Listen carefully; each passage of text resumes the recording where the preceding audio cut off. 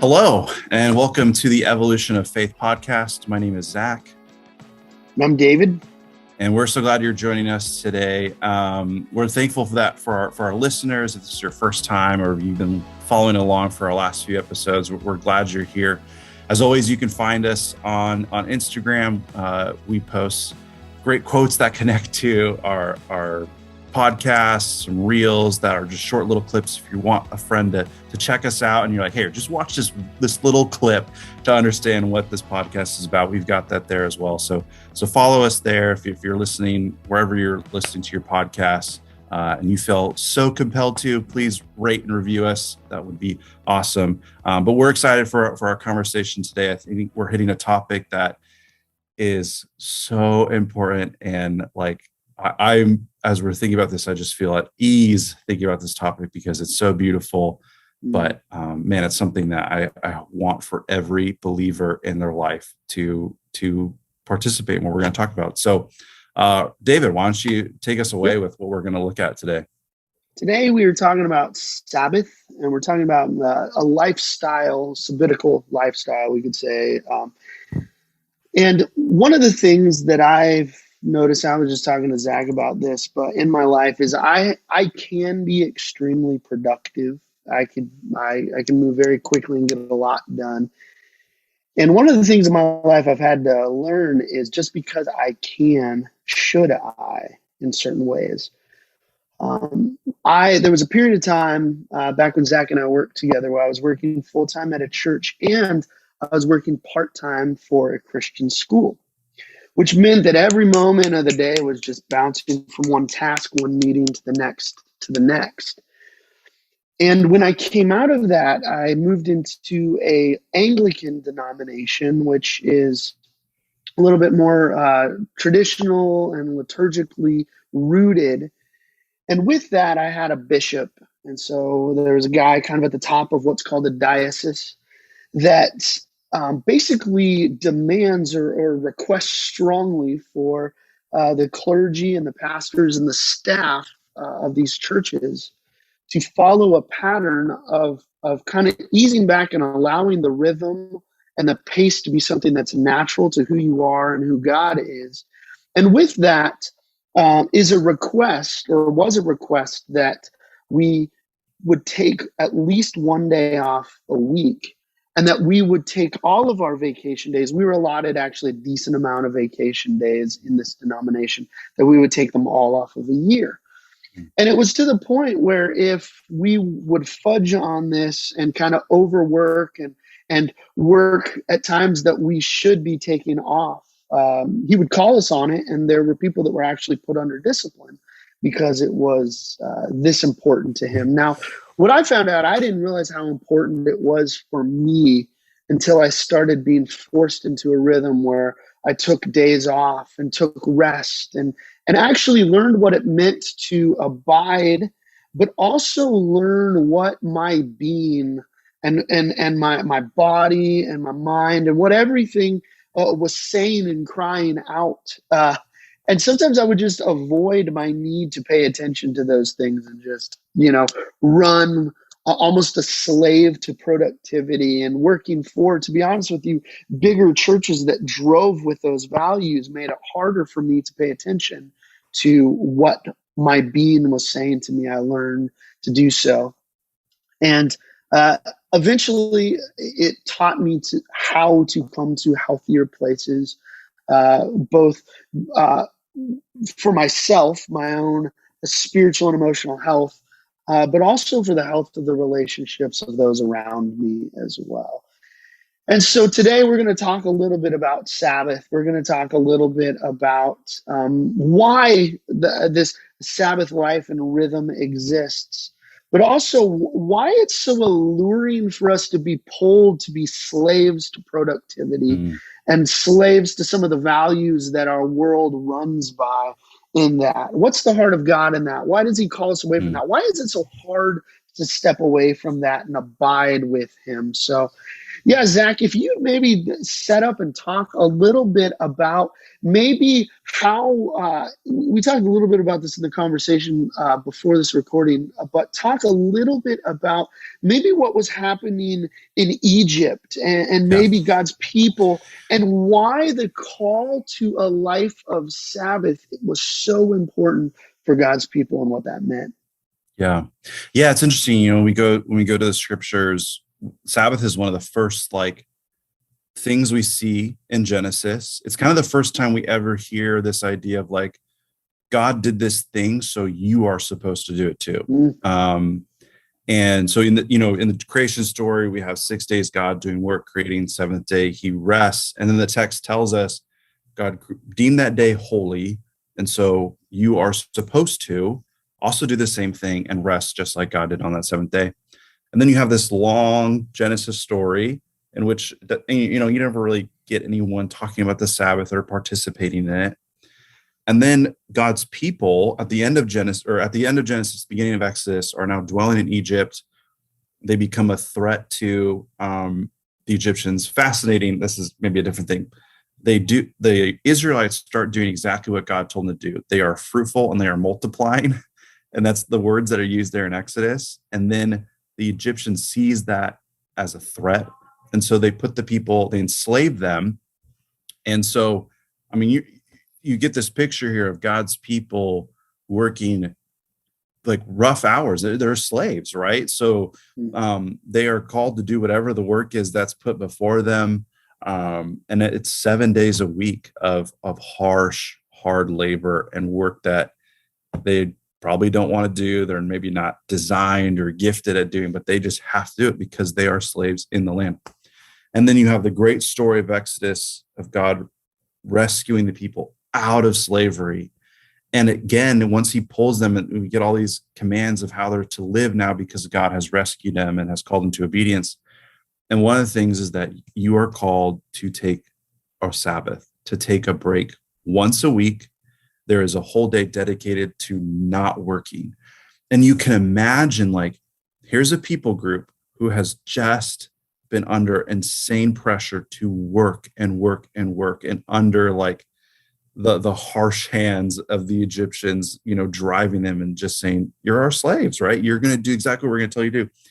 And now this God has rescued them and is telling them, hey, you're going to take a break every week, right? Like, there's this beautiful picture here of God rescuing them both from actual slavery and then the slavery mindset of work, of like, I just have to keep doing these things and keep working to appease the people above me. And God's saying, hey, no, like, you got to take a break every once in a while. And that was a revolutionary concept, to have a Sabbath like that. And it's just fascinating that here we are, thousands of years later, and we still feel that pressure to work and work and work to death and not take a break. And yet it is one of the most central commandments of the scripture. It's central to the creation story. It's central to our identity, is that we've got to take a break every once in a while. Yeah. I think that a few things, you use the term identity. I think that there's a few things that drive our desire for productivity, desire for impact in unhealthy ways. Like those can be good things when put in the right place. But one of those is maybe that our identity is maybe found in our productivity or working for the man or who we work for, Yeah. But also it comes down from a value system that is worldly, that is not of the kingdom of God. I'm going to read this quote. This is Walter Brueggemann in his Sabbath Resistance book. He says, in our own contemporary context of a rat race of anxiety, the celebration of Sabbath is an act of both resistance and alternative. It is resistance because it is a visible instance that our lives are not defined by production and consumption of the commodity of goods. And I think that sometimes we think that we are in line with kind of the kingdoms of this world and the value systems. For Egypt, what it was when they were enslaved, there's even moments where they're called to even change the way the bricks are made for the sake of quick productivity, cheap productivity. And I think we fall into that where we forget the honoring of our humanity, other people's humanity, but also of the work and the creation that much of our productivity uses materials for. We step out of alignment with that. And one thing that Sabbath does is it helps us keep in an alignment with that whole structure. So I don't know if you want to speak to that at all, Zach. Yeah. Yeah. I'm glad you brought in that Bergman quote because it's so good. And yeah, I think Sabbath in of itself is a revolutionary thing, and it is a rejection that says I am what's keeping me alive, like my work, and a rejection that says the powers that be are what keeps me going and what matters most. Sabbath is a time to sit back and say, you know what, I am not in control, and neither are the powers, the authorities that be, right? Because again, central to that creation idea here is that God is the one who has set it all up and has called us to take a break because he's in charge. Like Sabbath is always a reminder to look at that, oh, God is king and not the authorities above me, not the rulers or the powers or my boss or myself. So Sabbath is like kind of a rebellious act to say, like, I'm just going to take a break. This just kind of popped into my head as we were talking about this, but have you heard of the idea of quiet quitting? Yeah. Okay. I follow it, and I follow a couple amazing Instagram accounts too that they're hilarious. Yeah. Yeah. So I mean, it's kind of a buzzword right now, buzz phrase. But essentially, the concept, as far as I understand, is that people are looking at the work, the work world right now, and saying that people are doing the bare minimum of their job, and they're not going above and beyond because they're burnt out, they're exhausted, and so they're not quitting, but they're just quietly doing the minimum amount of work. And so you have these kind of, these articles that are like, oh my gosh, people aren't working as hard as they used to, and you have people up in arms about how lazy this generation is, and it's fascinating. Like, so they're still doing their job, right? Like you're still doing what you're meant to do. You're just not doing more than you should for free, basically. And I just find it fascinating that that's like a conversation we're having right now, is that people are burnt out, and we're blown away that people would do what we've told them they're supposed to do and not go above and beyond and not work more hours than assigned to them and not come in on the weekend. And it's a lot of ideas of creating boundaries for work, and it's just fascinating. This is a conversation we're having, and it's so central to this ancient biblical idea. It tells the toxicity of our culture, though. I mean, like John Mark Comer says, in America, he says, hurry is the root problem underneath the symptoms of toxicity. Mm-hmm. And it tells, we're so toxic that we're getting mad that people are just doing their jobs and they're not burning themselves out. Yeah. And it seeps into so much of what we do, the expectation, to go back to, I mean, it's less relevant to the topic, but I just laugh too that the generation that was able to buy houses only on one job is complaining that generations under them are lazy, when we have to, it's just a whole different world, because productivity is so driven, and impact is so driven in unhealthy ways. And it's like, in order for us to live, we feel like we have to jump onto that. Yeah. I think a great way to frame it is thinking of productivity as an idol, as a God that's demanding sacrifice. I mean, sacrifice. Yeah, to our other conversations, sacrifice from us, sacrifice your time, sacrifice your family, your friends for, moving up the ladder, for getting an ounce of recognition, for making more money to, I mean, that's the great irony of it, right? Like, do this, kill yourself so that when you're 60, you'll have enough money to actually rest for the rest of your life. Like, that's the system we have set up. And, Yeah. I think it's a way to frame it of like productivity and like exhaustion here and work is almost like its own God. And Sabbath is a rejection of worshiping that God. It's a rejection that says, no, someone else is in charge. Yeah. Someone else has this. And like, it's a reminder that we are finite people, like, I have a finite amount of energy, I have a finite amount of time to give. And the God of work is demanding all of that from me, more than I even have. And Sabbath causes us to stop and say, there's only one thing that's infinite, and that's God, who has all the resources, who has all the time. And even he took a break. Even he rested Yeah. and called us to do that. Like, it's just that loving picture that God looks at the humans he created and say, like, you need to take a break. You are of dust, like, Yeah. you don't have all this infinite ability to just keep going without taking a Sabbath. That's good, man. Talk about, now we have, Zach has, we'll put this in the notes.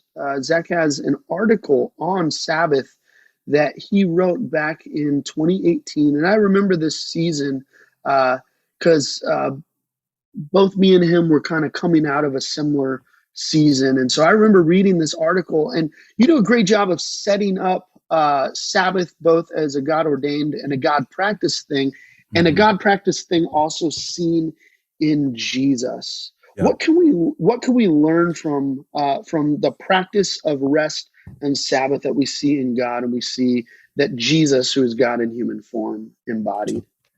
Yeah. So I as you mentioned, I wrote this article. I had just finished working at a church, and I was burnt out. I was exhausted.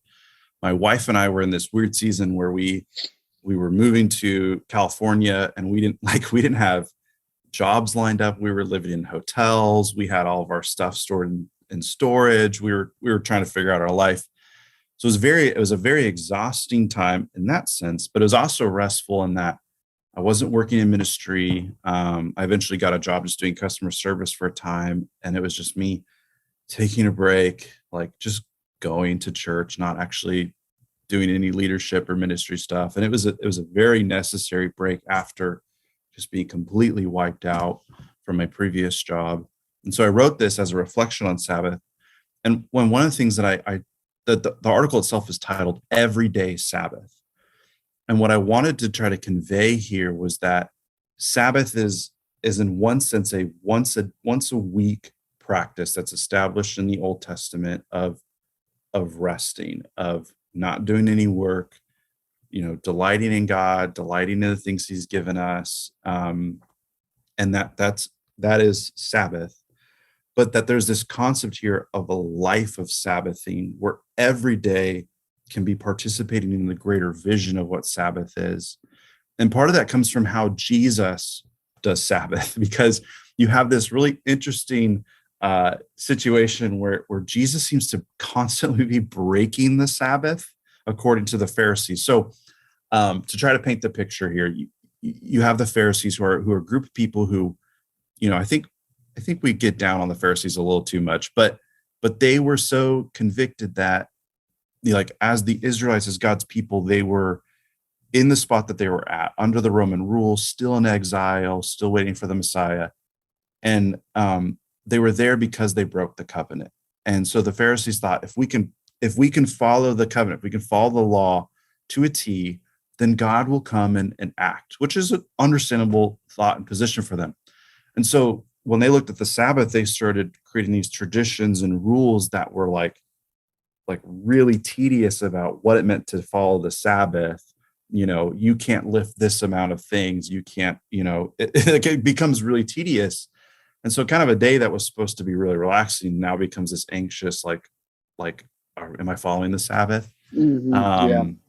And so you have Jesus, and he's going around and he's healing people on the Sabbath. And it's upsetting the Pharisees that he's doing work on the Sabbath.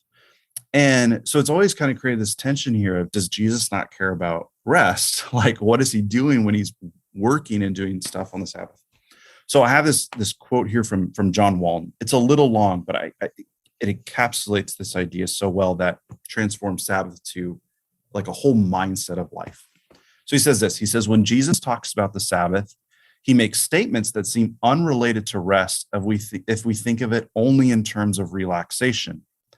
In Matthew 12:8, he is the Lord of the Sabbath. When we realize that the Sabbath has to do with participating in God's order, rather than promoting our own activities as those that bring us order, we can understand how Jesus is Lord of the Sabbath. Throughout his controversies with the Pharisees, Jesus insisted that it was never a violation of the Sabbath to do the work of God on that day. Indeed, he noted that God is continually working, and that the Sabbath is this is the key right here, the Sabbath is most truly honored when we participate in the work of God. The work we desist from is that which represents our own attempts to bring our own order to our lives. It is to resist our self-interest, our self-sufficiency, and our sense of self-reliance. And I think it is so good, because what Walton is showing here is that Jesus does work on the Sabbath, but it is restorative work, and it's work that is always pointing that God is in charge. Jesus is Lord of the Sabbath, and that what Sabbath is doing is it's us. I love that. Desist from our attempts to bring our own order. That work is like, when we are doing it, it's us trying to maintain control over our life. And Sabbath is a release of that. It's to say, I'm not going to do any work today, and I am going to trust that God is still in control, that my life will continue, that things will be okay, and that I am not in control. And that there's this other piece here to Sabbath where Jesus is also showing that restorative work is also participating in the Sabbath, that it's also reframing our idea of work, that there are things in which we can do, whether or not it's our 9-to-5 paying job, that there are things that we are called to participate in the kingdom that brings about restoration. The example I always think of is like, my wife is a physical therapist for children. So I'll come home from working all day, at church, and she'll be like, I helped a kid who had cancer walk for the very first time. And I'm like, that's ministry. That's awesome. Right there, right?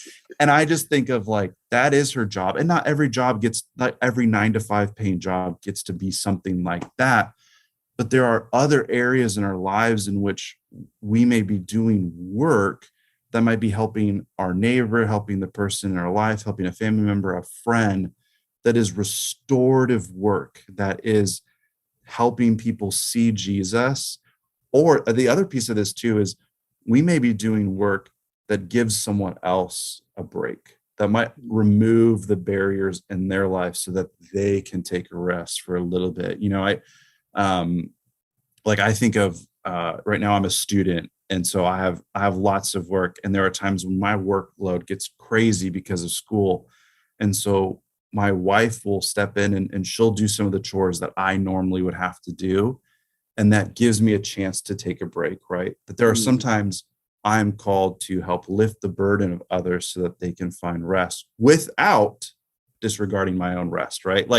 That's the other piece here too, is that Jesus himself still goes and rests, right? He retreats and he goes away and he finds breaks and times of rest. And so to me, Sabbath is a way to transform our entire mindset, to think of our work as transformative, restorative, to consider our vocation. How is it participating in the bigger picture of pointing to Jesus as Lord and pointing towards him?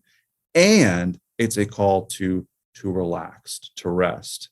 And to me, that captures this whole big idea of Sabbath and one big concept here. So don't take what I'm saying as do more work, take your day off and go work at the soup kitchen, but more so like have your rest, find that time to Sabbath and release your control, but also look at possibilities of your time of work as restorative and ways in which you might lift the burden off someone else so that they can find their Sabbath rest. So yeah, so much packed into this quote from Walton I think is so good. And I reflect on it a little bit more in my article that we can post later too. So Yeah, we'll post that both on social media, but also in the notes. Let me ask two questions. I'll probably add to the second question a little bit out of my own story, and then here before we wrap up. Two questions. The first one is to the average person. Maybe they're a parent with kids. Maybe they're not. But you have your let's say 9 to 5 at least jobs, depending on how demanding your jobs are. That's Monday through Friday. And then Saturday, if you have kids, you're running around, going to soccer games, baseball games, whatever. And maybe you go to church Sunday morning, depending on your frequency of church. And then maybe you have chores around the house and helping kids with homework and helping, maybe you're making phone calls, prepping stuff for that week. What would you say practically to help reframe Sabbath? What are some practical steps for people kind of in that? And then the second question you can get into if you want. If not, I'll kind of come back to it because I have some things to say here before we wrap up. Is how do you know that your life and pattern is off of a sabbatical rhythm? Yeah, that is a good question. Yeah, so for Sabbath, and I'm not perfect at this. This is something that, like, even for my own self, as we're having this conversation, like, oh man, I need to find that rest a little bit more. But a pattern that I've had a little on and off is, so I do have Fridays off. As a pastor, I work on Sunday, so my Monday to Friday is really my Sunday to Thursday. And so Fridays, I try to, like, one of the things that I've been trying to do when I make that an actual intentional Sabbath day is, for a while, Friday to me was just the day to get those other chores done, like the things I forgot in the week. But one of the things that I think Sabbath does require is it actually kind of weirdly does require a little bit more work on the front to have that full day of rest. And that sounds like, well, then that seems counterproductive.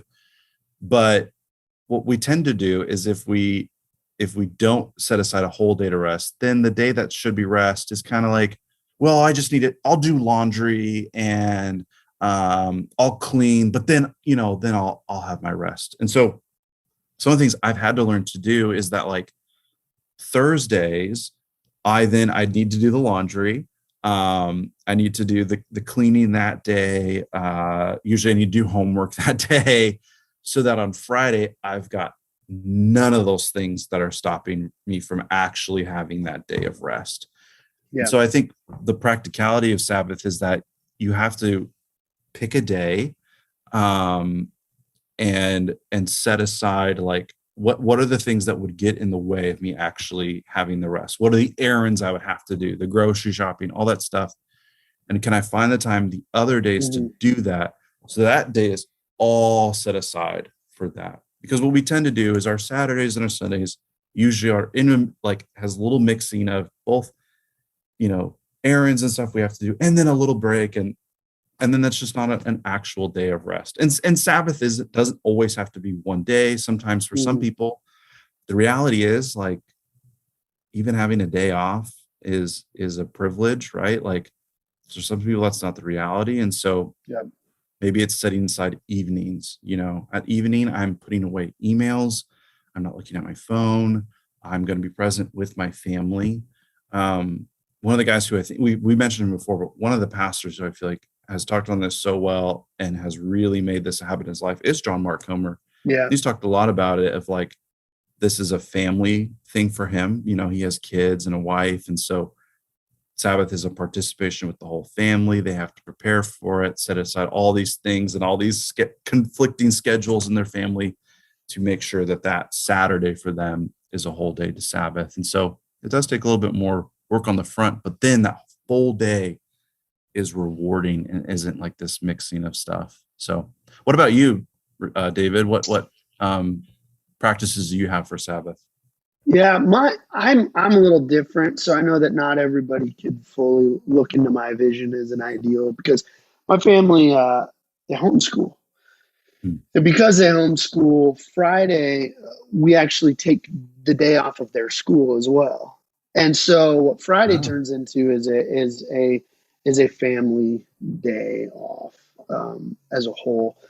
And so, but that's taken us just to figure out what works for us. I encourage people because I pastor a lot of people that live lives and work jobs that don't allow them a whole day. And so for me, what I like to ask is how can you start? I mean, can you give an hour per day? Can you yeah, give a few hours a week? How can you start the practice of it and then move from there? Because you'll find how much abiding in times of rest actually helps your focused, correct productivity later. And so people normally when they realize like, oh my goodness, I found a couple hours a day a week or an hour each day or however they choose to find that space, they find how their soul finds health as yeah, a whole. But yeah, my own rhythm, I try not to encourage people based on my own rhythm because I know it's unique based on what I do and the fact that my family homeschools. So yeah, yeah, yeah, yeah. And I think another piece of wisdom too is like there can be relaxation and rest, but there can also be like slothfulness yeah, or just like some things that I've had to do for me is like I do love video games, but I can't yep. make my whole Sabbath 6 hours of video games. That just becomes like a mindless thing, I right? feel I feel gross and I feel like it's a waste when I don't Yeah, set the parameters yeah. on So then things. I do have to set like, Yeah, hey, I do really enjoy playing video games and it's relaxing, but yeah, let's keep that to an hour. And then like so and then the other thing too, sometimes Sabbath does require a little bit of planning of like I'm going to do this for an hour and then I'm going to go on a walk or I'm going to, yeah. for me in California, I'm going to go to the beach and, For you, it's like, always Disneyland. yeah, or go to Disneyland. Yeah. That's stressful. That's not always relaxing, but yeah, sometimes we also have to think through like, what are actual things that are life-giving, but also restful that, yeah, maybe it is watching an hour of Netflix, but not making that, your whole day. Cause then you're just going to feel kind of like gross and not maybe as Yeah. restored. So, um, okay. Your second question, remind me what your second question Second was. question is how do we know that our rhythm is off, that we need to Mm, kind of retweak into a sabbatical mindset and rhythm? yeah, that's a good question. Well, I think as soon as our work starts taking over family time, friend time, if you start realizing you are saying no to things that aren't work and you are saying yes to all sorts of work things, that that is a big clue. Um, I think feeling a sense of, I mean, the sense of feeling burnt out, of exhausted. Maybe you've lost passion for what you're doing. Sabbath Mm, can be a great kind of passion reset for life, for your job. Um, yeah, I mean, I think even too, just like seeing things only in terms of productivity and seeing things only in terms of like, how does this benefit me and how does this person, how are they going to advance my career if I talk to them? Like seeing people in those terms is, you know, is yeah. a pretty real like indicator that you need a Sabbath, because Sabbath is also a reminder that says that person across from me is another human that who needs rest and is more than just their work. Um, yeah, I think like uh, if all you can talk about or think about is work, that is a pretty big indicator that your Sabbath rhythm is off as well. Being angry all the time, like I think anger is a real Yep. indication that something is off in your system. Yeah. J.R. Briggs talks about how anger is when somebody crosses into your perceived kingdom. which tells you that you think that you have a perceived kingdom. And, That's is really that, good. are you submitted to the kingdom of God? Yeah. So those are some that I can think of. Do you have others that you'd want to add?